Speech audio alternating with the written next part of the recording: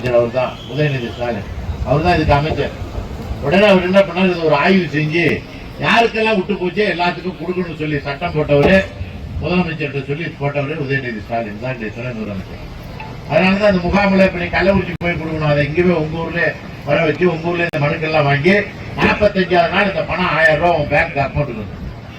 இந்த பணத்தை கொடுக்கூடாது ஒரு சில பேர் கோர்ட்டுக்கே போனாங்கம்மா. சில பேர் டிவியில பார்த்துருப்பீங்க. நான் இதை மேடையில சொல்லக்கூடாது, நீ கேட்டு தெரிஞ்சுக்க. இந்த பணம் 1000 ரூபாய் கிடைக்காதெல்லாம் கை தூக்குனீங்களா, வெளியில போய் யார் கொடுக்க சொன்னா கொடுக்க கூடாது கோர்ட்டுக்கு போனாங்கன்னு கேட்டு பார்த்து. அவரு விட்டு போன ஆளுதான் பணம் கொடுக்கணும்னு முகாம் போட்டு நடத்திட்டு இருக்காரு. இது சுப்ரீம் கோர்ட்டுக்கே போய் இந்த மாதிரி முகாம் போடக்கூடாது, விட்டு போனவங்களுக்கு இந்த பணம் தரக்கூடாது, மனு வாங்கக்கூடாதுன்னு ஒரு ஆள் கோர்ட்டுக்கு போனார்.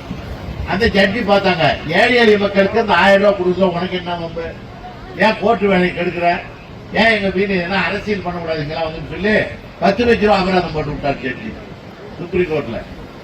உடனே அந்த வக்கீல் கேட்டாரு, ஏன்னா இது கொஞ்சம் பார்த்து பண்ணுங்களான்னாங்க. 20 லட்சமா போட்டுமான்னு தான் பேசாம விட்டாங்க. அந்த 10 லட்ச ரூபாய் பணத்தை கூட இந்த கல்ராயமலை, நம்ம தொகுதியில் கல்ராயமலைக்கு நலங்காக்கும் ஸ்டாலின் மருத்துவத்துறைக்கு அந்த 10 லட்ச ரூபாய நம்ம தொகுதிக்கு அந்த பணத்தை 10 லட்ச ரூபாய் தமிழ்நாட்டில் எங்க வேணாலும் கொடுக்கலாம். ஆனா நம்மளுடைய தகராறு தொகுதிக்கு அந்த 10 லட்ச ரூபாய் பணத்தை அது கல்ராயமலைக்கு ஒதுக்கி இருக்கிறார் தமிழ்நாடு முதல்வர்.